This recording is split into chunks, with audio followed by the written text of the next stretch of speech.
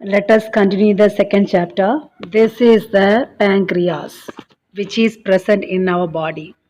This leaf like organ is pinkish in color, which is present just behind the stomach.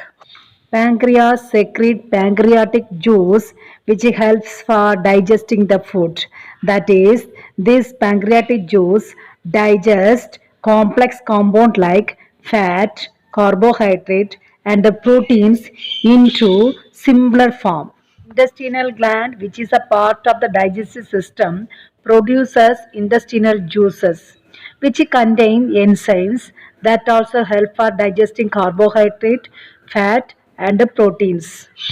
Digestion of food is completed in small intestine. So far, we have studied so many enzymes and different kind of digestive juices. These all converts carbohydrate into glucose and proteins into amino acid, fats into fatty acid and glycerol. Our inner wall of the stomach contains finger-like projection. It is like this. This finger-like projection is called villi.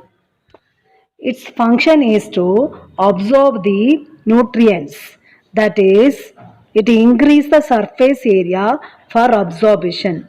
Digested food are absorbed through this villi.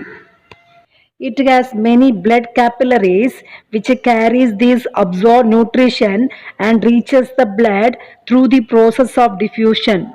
The next organ of digestive system is large intestine. It's about 1.6 meter in length and 6 centimeter wide. The large intestine absorbs water and useful minerals from the watery mass of undigested food remains. The undigested food materials become semi-solid and it is called feces. It passes through the large intestine and stored in rectum. Finally, it is eliminated through the anus.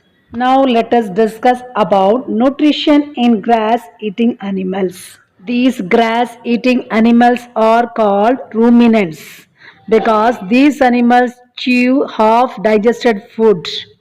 When we observe grass-eating animals like cow buffaloes, they keep on chewing continuously at rest because these organisms bring back the undigested food, that is semi digested food, from the first stomach and chew it for more digestible form. The cells of the green plants are made up of cell wall which is rich in cellulose. So it is difficult to digest because it is a complex compound. So these herbivorous animals go for rumination. Now let us discuss how this rumination takes place. Ruminants have big chewing teeth with powerful jaw muscles because it requires more chewing. Its stomach is different from us. It has four different compartments like rumen, reticulum, omasum, abomasum. The half chewed grass is swallowed and goes from mouth to rumen, which is the largest part. There are many microscopic organisms present in this rumen, that is bacteria and protozoa. Protozoa is a single cell microscopic organism like amoebas, ciliates, etc. The half digested food goes to the second chamber, that is reticulum, from where it is sent back to the mouth as cut to be chewed again. This action is called ruminating. What is ruminating? It is a process of bringing back the food into the mouth for chewing. Now the rechewed matter is swallowed for the second time.